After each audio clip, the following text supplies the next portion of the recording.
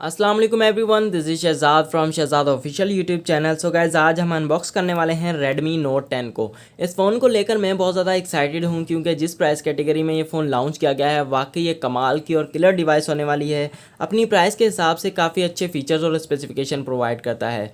4 GB RAM और 128 GB internal storage वाला variant है हमारे पास। प्राइस की बात करूं तो 31,999 रुपये की प्राइस टैग में लॉन्च किया गया है, जबकि लोकल मार्केट यहाँ पर शॉप्स की बात करूं तो 30,500 या फिर 30,000 का इजीली मिल जाएगा।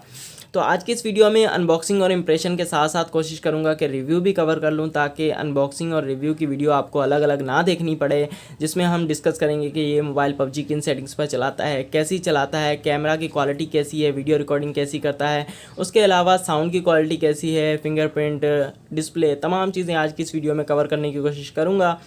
तो वीडियो को एंड तक लाजमी देखना है और अपने भाई को सपोर्ट करने के लिए चैनल को सब्सक्राइब कर दें और दोस्तों यारों के साथ वीडियो को शेयर कर दें। तो चलिए स्टार्ट करते हैं आज का रिव्यू।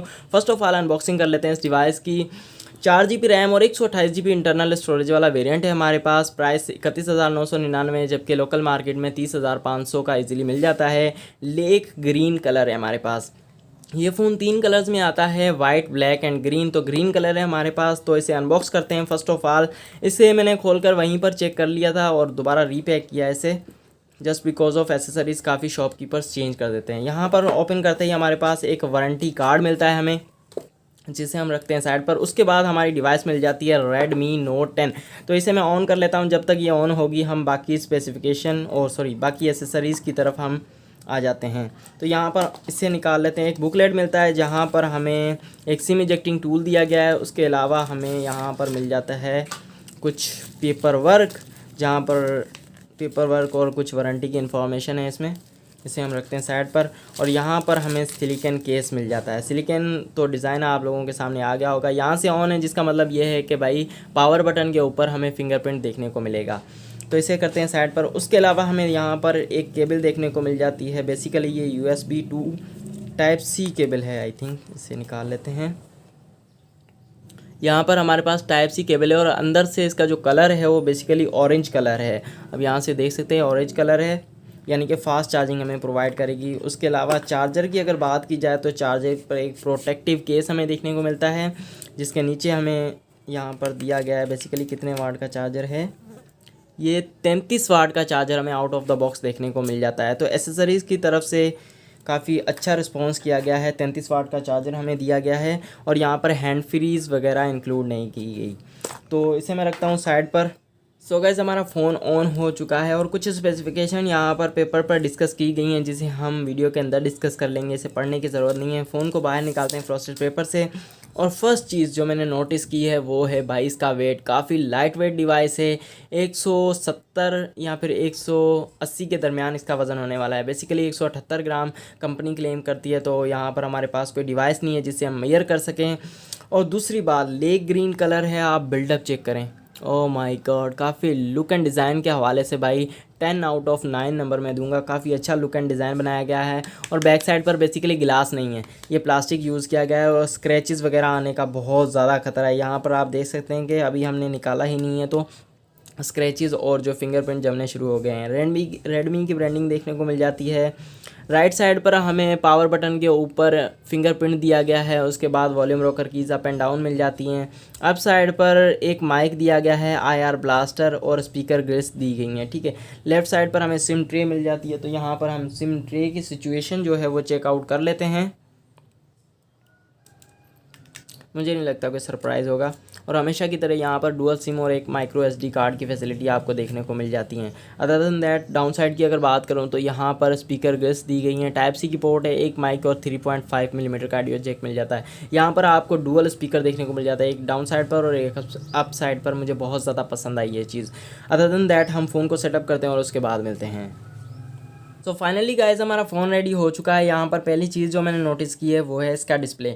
6.43 इंचज़ का एमोलेड डिस्प्ले यहाँ पर दिया गया है। Full HD plus resolution provide करता है, यानी कि 1080p रेजोल्यूशन हमें मिलेगी। इसके अलावा 60 हर्ट्ज़ रिफ्रेश रेट दिया गया है। तो रिफ्रेश रेट में थोड़ी सी इंप्रूवमेंट की जा सकती थी, 90 हर्ट्ज़ दे देते तो और बेहतर हो सकता था। थोड़ी सी एक्स्ट्रा स्मूथनेस हमें देखने को मिल जाती। ब्राइटनेस की बात करूँ तो इंडोर वीडियो शूट कर रहा हूँ। इंडोर वीडियो में फुल ब्राइटनेस आप लोगों के सामने है। 480 निट्स की दी गई है, लेकिन जब आप इस फ़ोन को आउटडोर में लेकर जाते हैं या फिर बाहर लेकर जाते हैं तो इसकी जो पीक ब्राइटनेस है वो 1100 निट्स तक चली जाती है और आपको इस तरह से देखने की ज़रूरत नहीं पड़ेगी। इसके अलावा एमोलेड डिस्प्ले है, बट यहाँ पर इन डिस्प्ले फिंगरप्रिंट स्कैनर हमें देखने को नहीं मिलता है। साइड माउंटेड फिंगरप्रिंट स्कैनर देखने को मिलता है। बेसिकली मुझे तो बहुत ज़्यादा पसंद आता है साइड माउंटेड फिंगरप्रिंट स्कैनर, क्योंकि इसकी स्पीड की बात करूँ तो बहुत ज़्यादा क्विकली रिस्पॉन्स करता है और हमारे फ़ोन को अनलॉक कर देता है। इसके अलावा फेस आईडी की सहूलत मौजूद है फ्रंट साइड पर, और वो भी काफ़ी ज़्यादा रिस्पॉन्सिव है और क्विकली रिस्पॉन्स करती है और हमारे फ़ोन को अनलॉक कर देती है।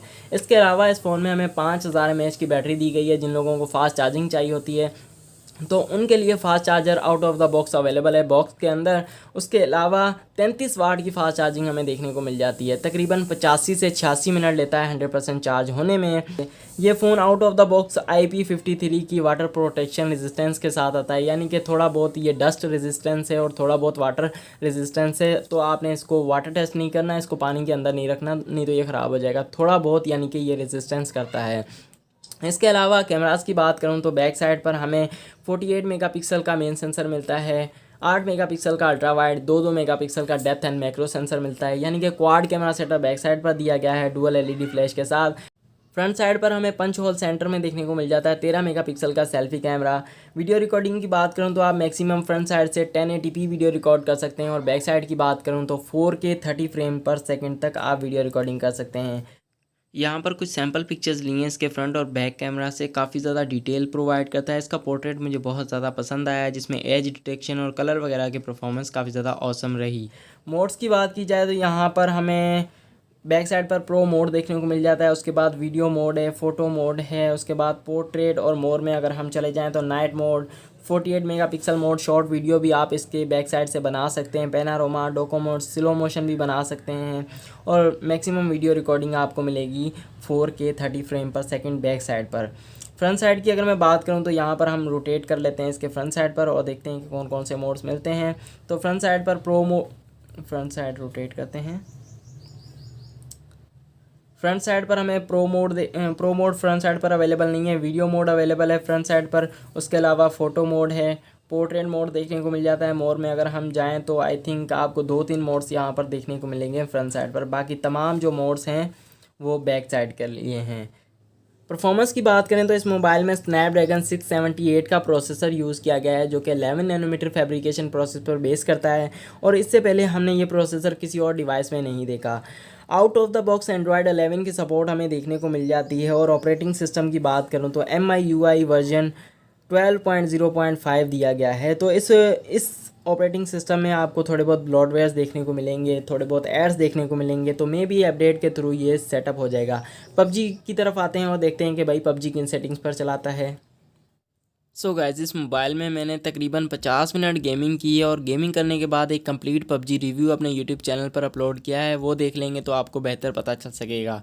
जारो की सपोर्ट मिल जाती है। इसके अलावा ग्राफिक्स की अगर बात करें तो स्मूथ के साथ अल्ट्रा फ्रेम रेट, उसके बाद बैलेंस के साथ भी अल्ट्रा और HD के साथ हाई तक का ऑप्शन देखने को मिल जाता है। अगर HD के साथ हाई पर खेलेंगे तो 30 मिनट के बाद आपको लैग वगैरह देखने को मिलेगा। जारो की परफॉर्मेंस काफ़ी ज़्यादा अच्छी है, बहुत फास्ट वर्क करता हुआ नज़र आता है। इसके अलावा टोटल 50 मिनट में बैटरी ड्रेन 14% हुई है, तो बैटरी बैकअप काफ़ी ज़्यादा अच्छा है। इसके अलावा मैं आपको रिकमेंड करूँगा तो भाई मैंने 50 मिनट जो गेमिंग की है उसको मैंने तकरीबन 12 या 13 मिनट की वीडियो बनाई है एडिट करके, तो वो आप देख लें, आपको बेहतर पता चल सकेगा कि भाई कैसी परफॉर्मेंस है। यहाँ पर मैं आपको दिखा दूंगा कि भाई फ्रेम ड्रॉप भी देखने को मिला, उसके अलावा लैग भी देखने को मिला 50 मिनट की गेमिंग के बाद। तो काफ़ी ज़्यादा औसम परफॉर्मेंस रही। इसका जारो भी काफ़ी ज़्यादा अच्छा वर्क करता है। यहाँ पर आप देख सकते हैं कि क्लियर लैग हमें देखने को मिला, लेकिन आप कंप्लीट रिव्यू देखेंगे तो आपको बेहतर समझ आएगा। टोटल बैटरी ड्रेन 14% हुई है। जब हमने गेमिंग स्टार्ट की थी तो 40% थी और अब यहाँ पर 26% बची है। तो उम्मीद करता हूँ कि भाई यहाँ पर थोड़ा बहुत क्लियर हो गया होगा। इससे अच्छा है आप रिव्यू भी देख लें। सो गाइज़, यहाँ पर हमें डुअल स्पीकर देखने को मिलता है, तो हम देखते हैं कि भाई साउंड किस तरह का प्रोवाइड करता है। साउंड टेस्ट कर लेते हैं इस फ़ोन का।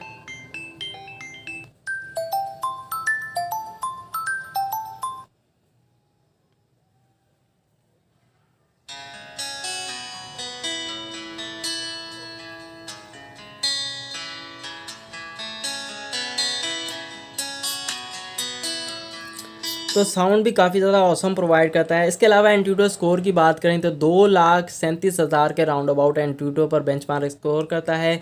इस मोबाइल में ऑलवेज ऑन की फैसिलिटी हमें देखने को मिल जाती है। अगर ऑटो कॉल रिकॉर्डिंग की बात करें तो वो आपको देखने को नहीं मिलेगी, जबकि आप गूगल डायलर के थ्रू यानी कि वीडियो कॉल रिकॉर्डिंग कर सकते हैं, जिसका नोटिफिकेशन अगले बंदे को चला जाएगा कि भाई आपकी कॉल जो है रिकॉर्ड हो रही है, तो थोड़ा सा संभल के बात करें। इसके अलावा सेंसर्स की बात की जाए तो प्रॉक्सिमिटी, जायरोस्कोप, इलेक्ट्रॉनिक कंपास, उसके बाद ambient light sensor, linear motor and IR blaster जैसे सेंसर्स हमें देखने को मिल जाते हैं। 4G 3G and 2G network connectivity हमें इस फ़ोन में देखने को मिलती है। तो अगर मेरे ओपिनियन की बात करें इस डिवाइस से रिलेटेड तो मैं कहूँगा कि भाई 30-31 हज़ार रुपये की प्राइस टैग में वाकई ये कमाल का फ़ोन है। बहुत अच्छे तरीके से चीज़ों को मैनेज किया गया है। 4GB 128GB 30-31 हज़ार रुपये की प्राइस टैग में एमोलेड डिस्प्ले, 5000 mAh की बैटरी, उसके अलावा 33 वाट की फास्ट चार्जिंग, अच्छा कैमरा, तकरीबन तमाम चीज़ों को अच्छे तरीके से मैनेज यहाँ पर किया गया है। तो 30-31 हज़ार रुपये की प्राइस टैग में बेस्ट ऑप्शन है, कॉम्पिटिटिव डिवाइस है, लाजमी लें। लुक एंड डिज़ाइन अच्छा है, बेहतरीन सेट है। सो गाइस यहाँ पर एक और चीज़ ऐड करता चलूँ कि जब आप इस फ़ोन पर लाउड म्यूज़िक सुनते हैं तो भाई इस मोबाइल के बैक साइड पर वाइब्रेशन होती है, जो मुझे अच्छी नहीं लगती लेकिन काफ़ी सारे लोगों को अच्छी लगती है। इसके अलावा स्मूथ और बैलेंस में अगर आप PUBG चलाते हैं तो काफ़ी स्मूथली रन होती है। वीडियो अच्छी लगी तो वीडियो को लाइक करते हैं। Thanks for watching. अल्लाह हाफ़िज़।